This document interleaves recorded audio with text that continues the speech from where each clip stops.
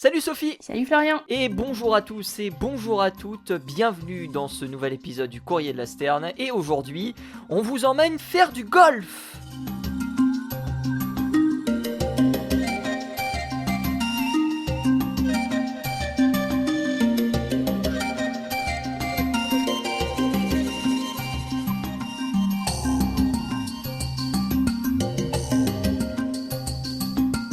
Comment ça va Sophie ? Eh ben, ça va très bien, mais alors du coup, est-ce qu'on est parti sur Mario Golf ou bien qu'est-ce qu'on fait aujourd'hui? Ah carrément Mario Golf. Il n'y avait pas un jeu qui était sorti là pour la Switch avec... Si, c'était il y a quelques années, hein. ça fait longtemps, Eh oui. oui, ça fait longtemps. J'ai des Non, on images va en parler tête, de là. vrai golf. Ah, de On va vrai parler golf. de vrai golf. Ah oui, De vrai golf. Du coup, avec des œufs d'oiseau en tant que balle pour le golf ou... Non, pas du tout. Non, on va parler de conservation.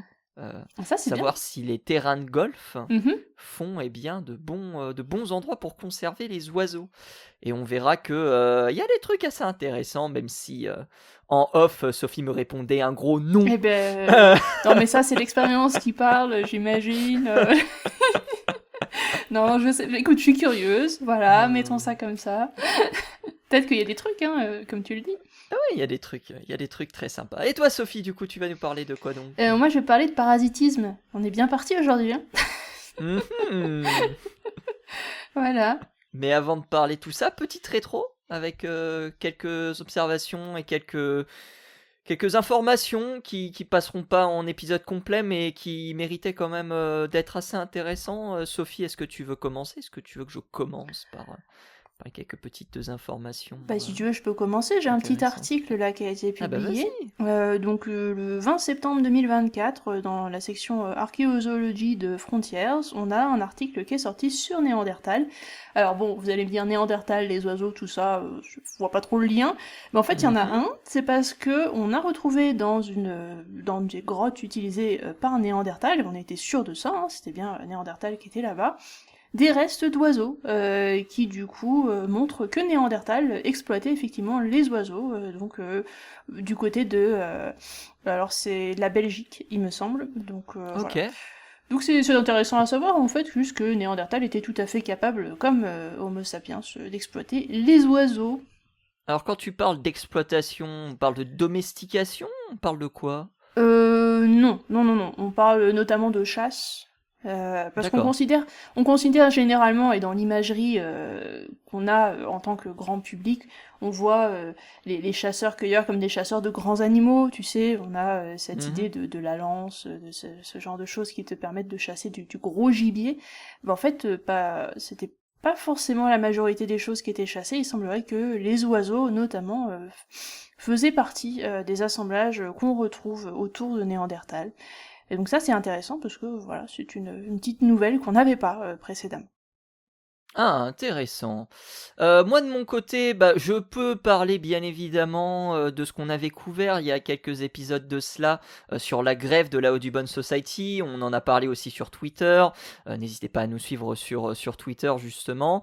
Avec donc cette grève qui prend fin, les salariés de la Audubon Society qui ont obtenu des revalorisations de salaire, 7% d'augmentation de salaire par an par exemple, mais aussi plein d'autres avantages. Bref, victoire sur toute la ligne pour ces 250 employés qui se sont mobilisés pendant 2 ans et demi.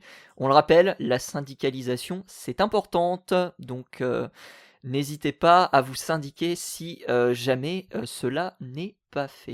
Et s'il y en a besoin. Est-ce que Sophie, tu as quelque chose d'autre à rajouter comme information ? Je passe directement à ma seconde petite information. Non, pas grand-chose. Après, j'ai une observation aujourd'hui, alors c'est pas vraiment une information, mais peut-être si vous avez l'occasion de passer dans la région. En ce moment, c'est par chez nous la sortie du nid pour pas mal d'espèces, et notamment pour les grands rapaces. Et aujourd'hui, une superbe observation de ma part d'un aigle de Véro, que vous connaissez peut-être en tant qu'aigle noir, et si vous ne savez pas les reconnaître, tout simple. Alors pour les jeunes c'est différent parce qu'ils sont tout bruns, mais pour les adultes, en tous les cas, c'est des aigles qui sont tout noirs avec un grand V blanc à l'arrière sur le dos. Voilà. Si vous passez dans la région, n'hésitez pas à chercher ce genre de bestiole, c'est un grand aigle. C'est assez visible de loin et c'est toujours très sympa à regarder. Donc on rappelle que pour les gens qui nous rejoignent, pour qui Oui, ce c'est serait vrai. peut-être le premier courrier de la Stern, tu n'es pas en Non, France. Afrique du Sud, n'hésitez pas. Hein.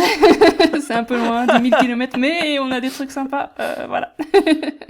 Écoutez, peut-être qu'un jour on vous paiera l'avion, on ne sait pas. Peut-être. Ah, ça serait bien. Euh, Bon, on va rester pour la dernière information un petit peu plus terre à terre parce qu'on va parler d'oiseaux qui chantent et d'oiseaux qui font pas que chanter, qui produisent de la consonance, c'est-à-dire des notes qui nous sont agréables à l'oreille, et même des notes qui pourraient faire penser à du jazz. Oh. Incroyable, hein? Alors maintenant, Sophie, une petite question. Quelle espèce a été eh bien testée pour cette hypothèse? Savoir s'il faisait du jazz. Ah, c'est une bonne question. Des oiseaux qui font du jazz. Alors là, je t'avoue. Oh, si t'as un oiseau assez classique, on parle souvent pour la beauté de son chant. Ah, je sais pas. Il y a pas mal d'oiseaux où j'aime beaucoup le chant, que ce soit le merle par exemple, c'est toujours sympathique à écouter. J'imagine que c'est pas ça. Ce n'est pas ça. Ouais. Mais je sais pas, écoute, il y a tellement d'oiseaux, ce serait difficile de... Tiens. Eh ben, c'est la poule. La poule, pour la beauté de son chant. Oui, c'est... Tu me fais J'ai essayé de marcher, t'induire là. en erreur. Évidemment. Mais c'est bien chez la poule qu'on a fait cette observation. C'est une analyse informatique qui a été réalisée. Ils ont compilé les données, ils ont simulé de manière informatique tout ça, et ils ont découvert effectivement qu'il y avait des consonances qui faisaient penser à des notes de jazz. Voilà, donc les oiseaux, et en tout cas les poules, seraient capables d'émettre des notes semblables à celles qu'on entend dans le jazz. Ah, mais maintenant, je suis en train de voir dans ma tête un orchestre constitué de poules. Il y avait une pub qui faisait du French Cancan, tu t'en rappelles? Oui, oui. Ça où ça date. Mais Oui. ah, j'en sens. Bon, tu m'as mis une image en tête maintenant. Ah bah écoute, avec grand plaisir. Et j'en voudrais un petit peu à ceux qui ont publié l'article, c'est Biology Letters, qui pour illustrer leur magnifique poule ont mis 2 manchots du Cap. Quoi? Je sais pas pourquoi. Mais qu'est-ce qu'ils ont... Pourquoi? donc du coup leur publication sur les réseaux, c'est 2 manchots du Cap. Et moi je me suis dit, oh c'est chouette, les manchots du Cap font du jazz. Et en fait quand tu lis l'étude c'est... Oui. Ah bah non, c'est les poules. Mais pourquoi? Ah là là, toujours lire les études. Je suis pas contre les manchots du Cap, hein. Moi j'aime les manchots du Cap, mais enfin là quand même... Enfin entre la poule et le manchot du Cap, on a quand même un... C'est différent, non? Ah bah oui, je sais, mais je sais pas pourquoi ils se sont trompés d'image comme ça, ou alors c'est une étude qui était ancienne et puis ils ont remis la même image, je ne sais pas. Voilà. Toujours important de lire les études et ne pas s'arrêter qu'aux images. Ouais, oui. Ah. Bien, se termine la rétro ici. On va parler de parasitisme et de nid, Sophie, dans cette première partie. Bon, et ben allons-y, on va parler de nid, et ce ne sera pas des chevaliers cette fois, il s'agit bien effectivement d'oiseaux. Et en l'occurrence, il s'agit de rouge-queue à front blanc et de coucou gris, que vous connaissez certainement, parce que ce sont deux espèces qu'on peut voir notamment en France. Ils sont très communes, il n'y a pas de souci avec ça. Et notamment pour le rouge-queue à front blanc, vous connaissez peut-être le rouge-queue noir plus facilement, et un peu plus commun quand même, mais on est sur une espèce plus ou moins similaire, c'est juste qu'au niveau de la coloration, on a donc le fameux front blanc, on a le menton et le tour de l'œil qui sont noirs, et puis le reste de l'oiseau est plus ou moins dans les bruns, avec un dos un peu gris, et une queue plutôt dans les roux, voilà, d'où le nom. Ouais, on est effectivement sur une couleur ventrale beaucoup plus rousse. Voilà. Par rapport au rouge-queue noir, qui lui est vraiment noir pour le coup. Oui. En tout cas, la différence entre mâle et femelle et la différence entre mâle rouge-queue noir et mâle rouge-queue à front blanc est assez facile à faire. Oui, effectivement, le mâle et la femelle ne sont pas similaires au niveau du plumage dans ces deux espèces-là. Hein. Le mâle est plus coloré, avec notamment ce masque noir assez présent. Donc c'est un petit oiseau pas très grand, 13-14 cm, une masse d'à peu près une quinzaine de grammes, hein, on est quand même sur quelque chose d'assez petit, avec des longues pattes, et que vous reconnaîtrez notamment à la queue qui est assez longue aussi, qui fait des nids, principalement dans des cavités, et parfois au sol aussi, c'était principalement il a commencé à faire des nids dans des cavités après, visiblement, mais maintenant... mais à la base, on était sur un nid qui pouvait se faire aussi au sol. Et donc, ces petits oiseaux, si vous ne le savez pas non plus, c'est un oiseau migrateur qui va partir hiverner en Afrique et qui revient donc au printemps sous nos régions européennes et qui a une aire de répartition qui est quand même assez grande parce qu'on part de l'Europe de l'Ouest jusqu'à la Sibérie, ce qui est quand même pas si mal, mine de rien. Voilà. Donc on est sur une aire de répartition qui ressemble un peu à celle de l'autre espèce de rouge-queue qu'on a en France. Le rouge-queue noir aussi, c'est plus ou moins la même chose. Bon, il y a des différences, mais enfin on est quand même sur une aire de répartition très large. Aire de répartition qui ressemble du coup beaucoup à celle de l'espèce qui le parasite, qui est donc le coucou gris. Quelle surprise! Et étonnamment, hein. Et donc le coucou gris ne parasite pas que le rouge-queue à front blanc, hein, c'est pas non plus la seule espèce, mais c'est l'une des espèces principales qui le parasite. Et le coucou gris, c'est un oiseau qui est beaucoup plus grand, avec à peu près plus d'une trentaine de centimètres pour plus d'une centaine de grammes quand même, donc on est sur un facteur à peu près 10 en la taille de la bestiole par rapport au précédent, hein, au niveau du poids en tous les cas. Et donc vous imaginez bien que quand un coucou gris parasite un nid de rouge-queue à front blanc, on est sur un oisillon qui déjà est très très gros comparé aux parents, qui pousse les autres œufs hors du nid et qui va obnubiler l'attention des parents pendant quelques temps, et donc qui va faire foirer tout à fait l'entièreté de la nichée, mis à part lui. Non mais c'est juste pour vous donner l'idée que quand même on est sur un animal... C'est une façon rigolote de dire que il tue 4 à 5 poussins pour être le seul. Exact, c'est triste, hein, c'est triste. Mais bon voilà, c'est... C'est la nature. C'est la nature, c'est comme ça. Et c'est comme ça que le coucou se reproduit. La femelle va donc déposer un œuf, un seul, pas deux, pas trois, un seul œuf dans le nid des rouges-queues pour parasiter la bestiole. Et c'est comme ça qu'elle se reproduit, elle ne fait pas de nid elle-même, elle utilise le nid des autres espèces. Et donc les chercheurs de l'étude qui a été publiée récemment dans le Journal of Avian Biology, qui est en open access d'ailleurs, donc on vous mettra le lien dans la description, hein, n'hésitez pas à aller voir de vous-même ce que c'est l'abstract et puis le reste de l'article, en anglais évidemment, hein, voilà. On n'a pas trop le choix là-dessus malheureusement. Donc dans l'article, on nous explique que le rouge-queue à front blanc et le coucou gris, qui est le principal oiseau qui le parasite, ils ont tous les deux essayé d'évoluer de leur côté pour essayer, pour le coucou gris, pour parasiter au mieux le rouge-queue à front blanc, et du côté du rouge-queue à front blanc, essayer d'évoluer pour éviter que le coucou gris ne parasite ses nids. Donc on est clairement sur un exemple d'évolution qui va essayer de... Comment dire, l'un de s'éloigner, l'autre de se rapprocher au maximum de son hôte, pour essayer de le parasiter un maximum. Et c'est une sorte de course à l'armement, comme on dit souvent, qui va permettre à l'une espèce de résister à l'autre. Course à l'armement qui n'est jamais finie, hein, vu que évidemment les espèces continuent inlassablement d'évoluer chacune de leur côté alors pas hein, parce qu'on n'est jamais sur un but dans l'évolution, mais qui évolue en fonction de ce qui est le plus intéressant pour eux. Alors, le titre de l'étude, c'est « Est-ce que la façon dont le nid est construit, ça peut empêcher le parasitisme par le coucou gris ?» Et donc pour ça, les chercheurs de l'étude, c'est très intéressant, parce que c'est quelque chose qui n'avait pas vraiment été testé auparavant chez le rouge-queue à front blanc. Alors, il y a eu des études qui ont été évidemment faites sur le coucou, et sur d'autres espèces de coucous, et sur d'autres espèces d'oiseaux qui se sont fait parasiter, parce que évidemment, on essaie de savoir un peu comment ça fonctionne, tout ça, c'est tout à fait logique, hein, c'est un phénomène intéressant à étudier. Et mais on s'était pas encore intéressé au coucou gris et au rouge-queue à fond blanc, et on s'était pas vraiment intéressé aussi précisément à tous les paramètres de la construction du nid lui-même, pour savoir lesquels finalement étaient choisis par le coucou gris comme étant les plus aptes à être parasités ou pas. Et donc dans cette étude, ce qu'ils ont fait, c'est qu'ils ont installé des boîtes pour faire des nids, spécifiquement pour le rouge-queue à front blanc, dans plusieurs endroits différents. Je crois qu'ils ont, il me semble qu'ils avaient installé, alors je vais juste vérifier les chiffres au cas où, mais on était sur à peu près 350 nids. Donc on est quand même sur une étude qui, voilà, quand même de la data, hein. On va rester là-dessus. Et ces nids ont été répertoriés et suivis entre 2013 et 2019 en Finlande.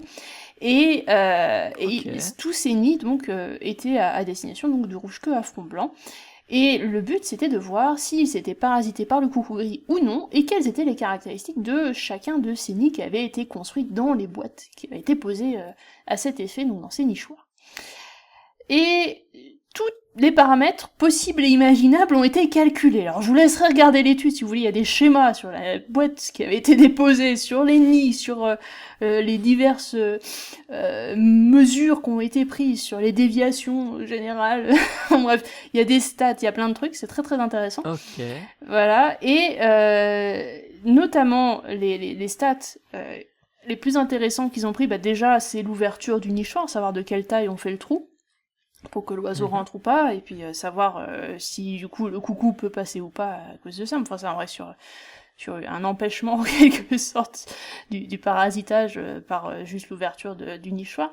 C'est pas le plus intéressant dans l'étude, mais après ils sont partis sur les caractéristiques du nid en lui-même qui avait été construit dans le nichoir, parce que du coup à l'intérieur du nichoir lui-même, un peu comme ça se fait pour la mésange qu'est-ce qu'elle fait? Elle va déposer au fond du nichoir toute une gamme de plantes, de branches, de plumes aussi pour tapisser l'intérieur, et puis elle va creuser dans dans cette espèce d'amoncellement de tas de trucs, une sorte de petite cuvette dans laquelle vont être les nids. Et sauf que cette cuvette, elle va pouvoir se trouver plus ou moins proche de l'entrée du nichoir, et elle va être plus ou moins large aussi, parce que peut y avoir des changements. Okay. Et parfois cette cuvette va aussi avoir des sortes de petits bords qui vont être un peu plus hauts que le fond du nichoir sur lequel elle aura tapissé des tas de trucs. Donc ça fera comme une petite coupelle qui sera un peu en surélévation par rapport au reste au fond de la boîte. Je sais pas si tu vois un peu ce que je veux dire. Ouais. Ok. Voilà, et d'autres fois elle sera un peu plus basse que le reste du truc, donc on aura une sorte de pente qui va aller jusqu'au nichoir, enfin bref. Il y a plusieurs paramètres comme ça qui ont été calculés, et puis évidemment la hauteur du nid comparée à la hauteur de l'ouverture aussi, enfin bref, plein de trucs différents qui ont été répertoriés. Waouh. Ça fait beaucoup. Ça fait beaucoup de paramètres. Et évidemment, ce qui a été recherché aussi, c'est les différents matériaux de construction, le nombre d'œufs qu'il y avait dans le nid, et puis au final, est-ce qu'un coucou a pondu un œuf, et où est-ce qu'est l'œuf par rapport au reste du nid, parce qu'il se peut aussi que l'œuf de coucou il tombe pas dans le nid directement, mais il tombe par exemple à côté. S'il est pas dans la cuvette, l'œuf de coucou, il sera pas pris en charge par les parents, faut qu'il soit dans la cuvette avec les autres œufs. S'il est posé à côté, ça sert à rien. Du coup, le parasitisme est loupé dans ces cas-là. C'est pas très intéressant pour le coucou. Et donc, ils ont testé tous ces paramètres, et puis derrière, ils ont aussi regardé lesquels étaient réussis, et quelles tentatives de parasitage avaient été réussies au final, et lesquelles ne l'avaient pas été, si les nids avaient été parasités, évidemment. Alors, il se trouve qu'à peu près 30% des nids au total avaient été parasités par le coucou gris. À peu près. Donc sur les 350 boîtes qui avaient été posées donc tous les ans entre 2013 et 2019, ils avaient un total de 816 nids qui ont été mesurés, répertoriés, etc. Donc ça fait quand même pas mal de données. Et donc ils ont trouvé qu'à peu près 300 avaient eu du parasitisme, un petit peu moins de 300. Donc ça fait à peu près 30%. Et donc avec un œuf de coucou posé à proximité ou dans le nid en fonction des cas. Et ce qu'ils ont trouvé derrière, c'est qu'en fait, les nids qui avaient été parasités, ils avaient certaines caractéristiques en commun. Alors, déjà, la première caractéristique, c'était déjà l'ouverture du nichoir. Fallait que ce soit quand même supérieur à une certaine taille, sinon le coucou, il peut pas rentrer. Et dans ces cas-là, le parasitisme se fait pas, de toute façon. Mais c'était pas la variable la plus intéressante, parce que la variable la plus intéressante derrière, c'est la construction du nid lui-même. De quelle taille est le nid, comment est-ce qu'il est fait, de quel matériau il est fait, etc. Qu'est-ce qui attire le coucou pour après rentrer dans le nid? Mettons que l'ouverture est de la bonne taille, qu'est-ce qui fait qu'il va choisir ce nid-là plutôt qu'un autre? C'était ça qui était important surtout. Et en l'occurrence, ce qui était important, c'était en fait la taille du nid. Donc quand tu as un nid à l'intérieur du nichoir, si le nid il est trop petit, et finalement, le coucou, il ne pondait pas dedans. Donc, les nids qui étaient plus petits que la moyenne, le coucou, visiblement ça l'intéressait pas. Alors ils savent pas exactement pourquoi, mais clairement les nids les plus petits pour lui c'était pas bon. Alors peut-être, il suppose que peut-être c'est parce que le coucou il veut un peu de place quand même pour pondre son œuf, qui est plus grand que l'œuf de rouge-queue à front blanc de base. Peut-être que c'est pour ça, ils ne sont pas sûrs pour l'instant, mais il semblerait que les nids les plus petits sont ignorés par le coucou, ça l'intéresse pas.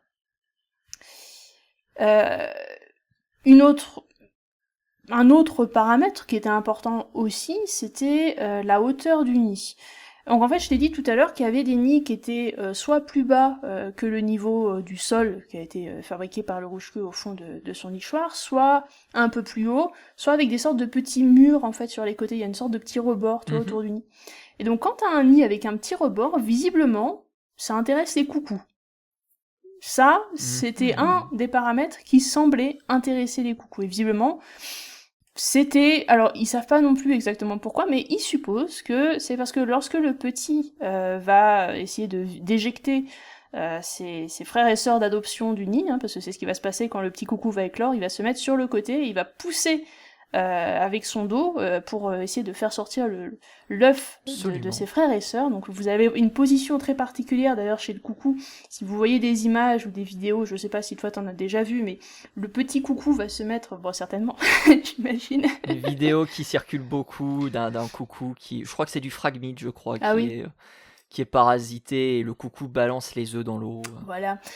Donc en fait il va se mettre, vous imaginez dos au bord du nid, et il va prendre l'œuf entre son dos et entre le rebord du nid, et il va pousser comme ça avec ses pattes qui vont s'accrocher sur le sol, et puis son dos qui va essayer de faire basculer l'œuf de l'autre côté du petit rebord justement qui sépare l'intérieur du nid de l'extérieur pour essayer de virer l'œuf. Et il va faire ça avec tous les œufs qui sont dans le nid pour être le seul oiseau à bénéficier de toute l'attention des parents. Et donc, il semblerait, et selon les auteurs de l'étude, c'est l'une des hypothèses, que justement ce petit rebord autour du nid, ce soit important pour que le jeune coucou puisse balancer les œufs hors du nid, parce que si, mettons que le sol, en fait, du nichoir, et là où ils l'ont tapissé, soit descendre en pente douce vers l'intérieur du nid, le petit coucou il pourra essayer de s'échiner comme il veut à virer les œufs de la petite cuvette centrale, de toute façon ils vont redescendre dedans, donc ça changera pas grand chose, et il va juste s'épuiser à la tâche. Donc le but c'est effectivement que les œufs ils sortent du nid et qu'ils restent dehors. Donc oui, si tu as un petit rebord autour, ça va certainement être plus simple pour lui. Donc il suppose que c'est l'une des raisons pour lesquelles il y a ce petit rebord, ils choisissent les nids avec rebord, voilà, tout simplement. Incroyable. Après, ils n'ont pas trouvé d'autres différences, par contre. Visiblement, il n'y a pas d'autres différences, notamment dans les matériaux de construction du nid. Il n'y a pas de préférence spécialement par les femelles coucou. Il n'y avait pas de, voilà, il n'y a pas de changement. Tu peux faire ça en branche, ça va pas les déranger. Tu peux faire ça en lichen, c'est pareil, aucun problème. Mais voilà. Donc c'est intéressant en fait de voir finalement à quel point c'est spécialisé. Quand t'es un animal qui parasite d'autres comme ça, il faut vraiment chaque petit détail. Alors pour nous, cette histoire de rebord autour du nid, je suis certain que nous, on n'y aurait même pas pensé. Je sais pas si toi, ça te serait venu à l'esprit, ce genre de truc. Oh, je sais pas du tout. Je ne pousse pas d'œufs dans ma journée, donc... C'est peut-être pour ça, hein. Peut-être pour ça. C'est peut-être pour ça. Bonne remarque. Mais bon, le petit détail comme ça de juste ce petit rebord autour du nid, pourquoi ? Parce que c'est important pour le jeune coucou pour qu'il puisse pousser les œufs hors du nid, les œufs de ses concurrents, et garder toute l'attention des parents pour lui. C'est quand même quelque chose d'assez incroyable. Et que savoir que effectivement il y a un choix délibéré des femelles pour ces nids-là, c'est marrant quand même. Donc ça, c'est tout plein de petits paramètres dont on n'avait pas conscience précédemment et qui sont importants. Oui, totalement. Et qui montrent bien qu'il y a comme j'en ai dit au début, cette course à l'armement d'un côté et de l'autre avec des rouge-queues à front blanc qui vont tenter de construire des nids plus petits et peut-être moins attractifs pour les coucous gris pour éviter de se faire parasiter, et les coucous gris de leur côté qui vont essayer de choisir les nids les plus parfaits pour accueillir leur œuf. Et avec des œufs peut-être qui ressemblent de plus en plus à l'œuf de de l'espèce qui le parasite pour éviter qu'elle soit aussi retirée du nid, parce que ça peut arriver aussi, que il y a d'ailleurs des espèces qui développent comme ça des mécanismes pour repérer les œufs des parasites et pour les virer du nid. On en avait parlé, il me semble, à une période. On en avait parlé, ouais. On Et avait oui. parlé, je crois, sur le drongo, Voilà. si mes souvenirs sont Il me bons, semblait avec bien. cet oiseau qui essayait d'imiter les motifs de coquilles, Oui. et des fois, c'était pas les bons, donc c'était perdu. Dommage. Raté. Mais attends, moi j'ai envie de revenir sur un truc, c'est, tu as dit, si la femelle coucou pond dans le nid, Oui. parce que des fois, elle rate le nid. Je veux dire, elle va pas lâcher un œuf au-dessus de l'eau quand même. Très bonne remarque. Non, mais si, bah, en fait, pour t'expliquer. En gros, ce qui se passe, c'est que t'as l'entrée du nichoir, ou l'entrée de la cavité, si tu veux aller partir sur un rouge-queue qui a pas Ok. pondu dans un nichoir ou autre. Et en fait, ce qui se passe, c'est que la femelle coucou, bah, des fois, elle rentre pas dans le nichoir ou dans la cavité, soit parce que t'as pas la place, parce que c'est plus petit, hein. Le coucou gris, c'est quand même un Ah, gros bien oiseau, sûr. et le rouge-queue, c'est un petit oiseau, donc il peut nicher dans des trucs qui sont petits, où le coucou gris va avoir du mal à se déplacer. Donc la femelle, en fait, ce qu'elle va faire, c'est qu'elle va rester se percher sur l'entrée du nid, donc l'entrée de la cavité, et elle va pondre à partir de là, souvent. D'accord. Donc en fait, mettons qu'elle vise mal, bah ça tombe à côté. Aïe, aïe, aïe, aïe, aïe. Donc il est aïe, possible aïe. que l'œuf, effectivement, tombe à côté du nid si elle a mal visé. Est-ce que c'est pas pour ça qu'il y a des rebords? Est-ce que c'est pas pour éviter que l'œuf y tombe? Enfin, en fait, non, parce que visiblement, il se trouve que les femelles les plus expérimentées de coucou gris choisissent des nids plutôt que de se percher sur l'extérieur du nid, enfin l'extérieur de la cavité et laisser l'œuf tomber comme ça. Les plus expérimentées vont rentrer dans la cavité pour se percher sur le bord du nid. Voilà. Donc en fait, ça change pas. C'est pour ça que dans leur étude, ils n'ont pas trouvé qu'il y avait vraiment de différence au niveau du succès aussi de l'œuf qui va arriver dans le nid ou pas, parce que bah les jeunes femelles, elles sont peut-être pas très aptes à bien comprendre comment ça fonctionne, mais les plus anciennes, elles ont très bien compris le principe et elles vont pondre directement dans le nid, même si, surtout s'il y a un rebord. Intéressant. Donc il y a aussi un apprentissage certainement qui se fait, mais enfin là, c'est des hypothèses sans que doute. je fais, hein, mais bon, il y a sûrement un apprentissage qui se fait à un moment pour que favoriser une meilleure réussite, un meilleur succès reproducteur derrière pour que le jeune survive, enfin, l'œuf arrive à éclore et survive derrière.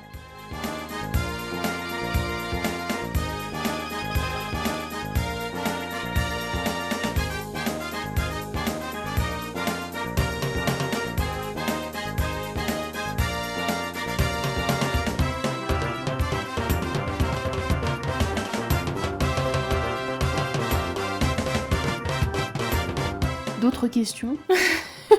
Pas du tout. Non, j'ai pas d'autres questions.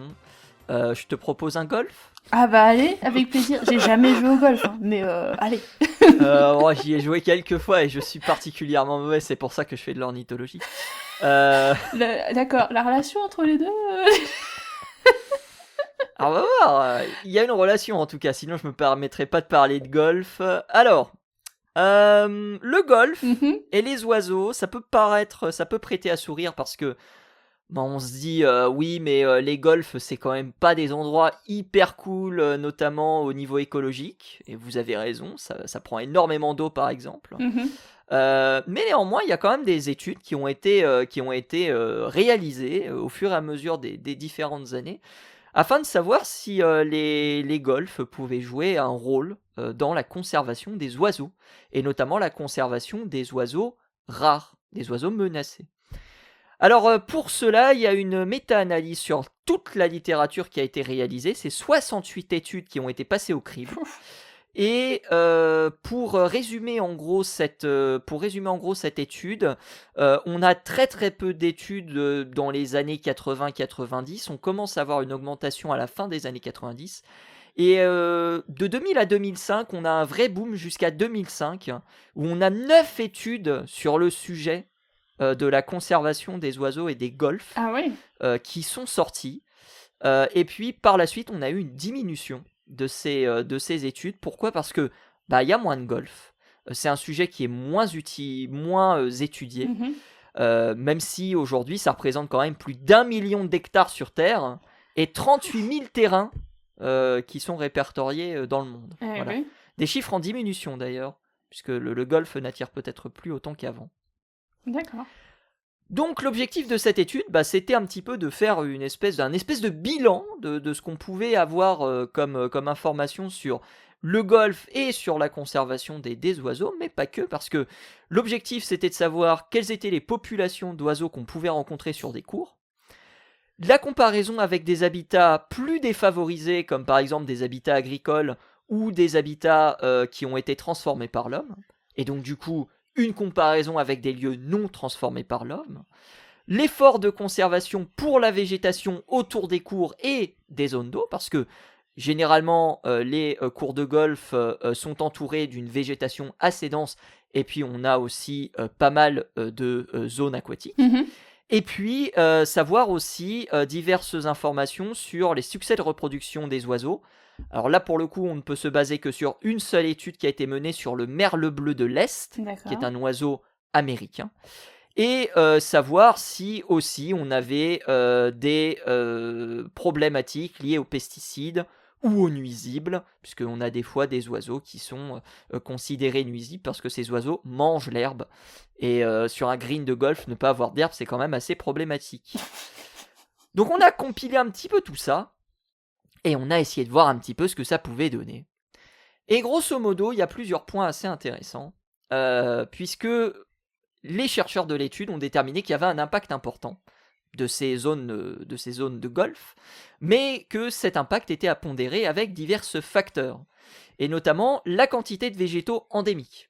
On l'a dit, la quantité de végétaux est extrêmement importante, autour des golfs, mais aussi dans les golfs, et il s'avère que cette végétation a un caractère positif sur les oiseaux, notamment lorsque cette végétation est diversifiée en termes de feuillage, en termes de hauteur, puisque certains oiseaux ne vont pas avoir les mêmes habitudes alimentaires en fonction de la hauteur d'un arbre. Ça se voit notamment chez les mésanges, où on a des mésanges qui sont spécialisés sur, on va dire, la base des arbres, et les mésanges qui sont spécialisés sur les hauteurs des arbres. Mais aussi éviter des règles fondamentales, comme par exemple faucher ou éliminer les arbres morts, quelque chose qui est une règle finalement assez fondamentale, que l'on raconte en long, en large et en travers, même aujourd'hui, même si vous ne possédez pas de golf. On a les plans d'eau, qui sont assez intéressants, parce qu'ils peuvent aider par exemple certains oiseaux migrateurs sur leur route. Ça, c'est assez intéressant. Le problème, c'est qu'on a seulement 2 études qui se posent cette question. Quand bien même ça pourrait avoir effectivement un impact sur les oiseaux migrateurs, ça ne semble pas jouer de rôle significatif dans la conservation des espèces rares. Ce qui est, on va dire, le point le plus qui voulait être soulevé en priorité par l'étude, savoir si effectivement les golfs pouvaient être des lieux de conservation d'espèces dont l'état est préoccupant. Oui. Cependant, il y a une augmentation de l'avifaune dans les zones de golf et dans les zones naturelles converties en terrain de golf. Parce que ces oiseaux bénéficient d'un environnement qui est un petit peu moins perturbé, bénéficient d'un environnement qui est, comme je l'ai dit, bien plus axé au niveau forestier. Donc on va avoir un certain nombre d'oiseaux qui va être présents sur ces zones. La grande problématique est de savoir quel type d'espèces on a de présentes sur ces zones. Et la réponse est, ce sont généralement des espèces qui sont généralistes, et non pas des espèces qui sont spécialistes, ce qui n'est pas une énorme surprise en réalité, puisque généralement on va avoir des essences végétales qui vont être assez, on va dire, linéaires. On va avoir assez peu d'espèces et on va avoir assez peu de vieux arbres qui vont être présents sur les différents cours ou aux alentours. Donc on a plus d'oiseaux, mais on n'a pas forcément une meilleure qualité entre guillemets des oiseaux que l'on peut avoir. On pose aussi la question de la reproduction. J'ai parlé du merle bleu, savoir un petit peu s'il y avait un succès par rapport à la reproduction. Il s'avère que la nidification, plutôt le succès de la nidification, est plus élevé dans les zones où le couvert forestier est plus important, Et ces zones, eh bien, comme je l'ai dit, sont situées soit dans les golfs ou en périphérie de ceux-ci. Et on a découvert effectivement que les merles bleus eh bien, avaient un succès de reproduction qui était plus important que dans des zones qui étaient plus défavorisées. Le souci étant que les oiseaux sont exposés à une prédation qui semble être plus importante. Pourquoi ? Parce que les golfs, ce sont des zones qui sont très ouvertes. Et donc forcément, ce sont des zones qui sont très faciles pour les rapaces à, on va dire, exploiter correctement. Et puis, il s'avère aussi que ces jeunes oiseaux pourraient être en moins bonne santé par rapport à d'autres oiseaux dans d'autres lieux.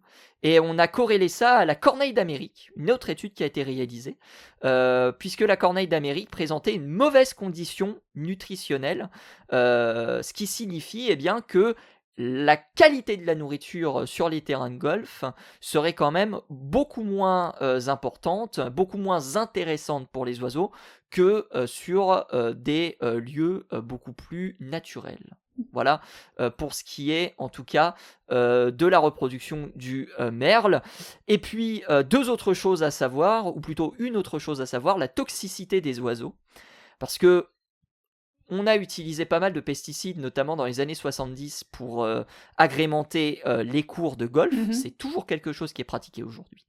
Néanmoins, la question de la toxicité des oiseaux n'a été que très peu évoquée sur les 30 dernières années, qui ont été passées au crible, voire un petit peu plus. Ce qui suggère deux choses. Soit on utilise beaucoup moins de pesticides que par le passé. Comme je l'ai dit, à la fin des années 70, on avait énormément de pesticides qui étaient utilisés sur les cours de golf. Soit, et là c'est peut-être un petit peu plus pernicieux, que les pesticides en réalité sont plus toxiques, mais sur le long terme. Et donc, comme on a finalement assez peu d'études sur la mortalité des oiseaux en présence de terrains de golf, il est réellement impossible de savoir si c'est l'une ou l'autre des hypothèses qui peut se passer.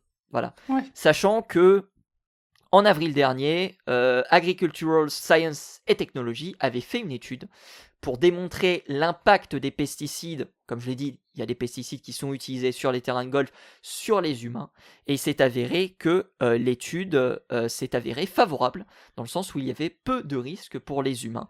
Mais encore une fois, ce sont pour les humains. Pour les oiseaux, ça peut être totalement autre chose, mais pour ça, il faudrait réaliser d'autres études.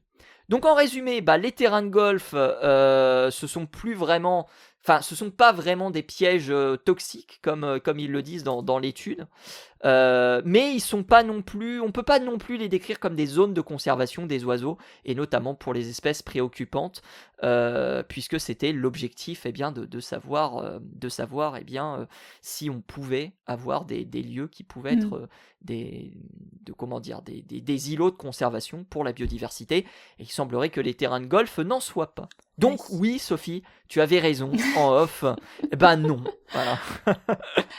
Oui, ça en même temps... Mais c'est ce qu'on avait vu aussi, on avait parlé de la forêt amazonienne il n'y a pas si longtemps. On avait parlé de la forêt amazonienne, absolument. Effectivement, on avait vu que les endroits où tu avais beaucoup de diversité, c'est les endroits où il y avait plus d'oiseaux. Alors, diversité de plantes, je le rappelle. C'est les endroits où tu avais une grande diversité d'espèces animales, et notamment d'oiseaux, parce que tu as plus de possibilités de reproduction, de nourriture. Enfin bref, c'est tellement plus simple pour ces espèces-là d'avoir un écosystème qui est diversifié pour ensuite pouvoir en tirer le meilleur parti, plutôt que d'avoir... on le sait, les terrains de golf... je dirais pas que c'est stérile, parce qu'effectivement, tu as quand même des arbres, t'as de l'herbe, t'as des choses quand même qui vivent dessus. Mais on est sur un environnement qui est quand même très convenu, c'est quand même quelque chose de... C'est toujours la même chose, c'est toujours de l'herbe, c'est toujours plus ou moins les mêmes graminées qu'on va retrouver du coup. En plus, on va raser tout ça à ras, parce que c'est un terrain de golf, donc tu vas pas laisser la floraison se faire, tu vas pas laisser les espèces granifier. Tu vas avoir des arbres, mais qui sont un peu... c'est paysager tout ça, c'est-à-dire qu'on va aussi couper, comme tu dis, on va virer les arbres morts, on va couper un peu tout ça, on va nettoyer en quelque sorte, pour que ce soit joli et bien peigné. Et derrière, on va empêcher beaucoup d'insectes de se nourrir, par exemple, des bois morts. Les xylophages, c'est ce qui se passe, ils en ont besoin de ça. Et du coup, derrière, on va empêcher beaucoup d'espèces d'oiseaux de pouvoir venir se nourrir sur ces bois morts à la recherche des insectes en question, par exemple. Mais ça, c'est juste un exemple. Il y a tellement d'autres choses dont ils ont besoin dans leur écosystème. C'est sûr que ça aide pas. Mais comme tu le disais aussi, et tu le précisais en début, si jamais il y a un point d'eau, et c'est souvent le cas dans ce genre d'endroit, hein, dans les golfs on a souvent un lac, un truc comme ça, et ben ça peut servir de halte migratoire, et ça c'est pas non plus un mauvais choix, parce que c'est vrai qu'en pleine ville, les oiseaux vont avoir un peu de mal à trouver un endroit où se poser s'ils sont un peu fatigués, ou s'ils ont besoin de recharger les batteries pendant une longue migration. C'est toujours bien d'avoir un point d'eau, à condition, évidemment, qu'il soit maintenu correctement, donc qu'il reste de l'eau dedans, toute la reste de l'année, et qu'on ait une possibilité d'avoir un petit peu de nourriture avec des plantes aquatiques, donc il faut pas que ce soit complètement vide et sans vie, hein, évidemment. Mais voilà, c'est aussi une possibilité, c'est une halte migratoire possible pour certaines espèces aussi. Sophie, c'est sur cette information que nous allons nous quitter. Merci beaucoup d'avoir participé à ce nouvel épisode du Courrier de la Sterne. On te retrouve où ? Eh bien, sur Instagram et sur Twitter, @leplumeux, et puis sur YouTube, sur la chaîne YouTube Entracte Science, voilà.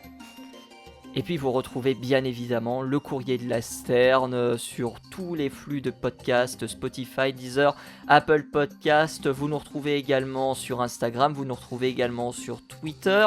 Vous nous retrouvez aussi dans les commentaires sur YouTube, même d'ailleurs sur Instagram ou Twitter. Si jamais vous avez des questions, eh bien n'hésitez pas à nous les soumettre par rapport à des épisodes que nous avons enregistrés, mais aussi si vous avez des questions un petit peu plus généralistes concernant les oiseaux, on sera très content d'y répondre. D'ici là, portez-vous bien et rendez-vous la semaine prochaine pour un nouvel épisode du Courrier de la Sterne. Salut à tous et salut à toutes. À plus.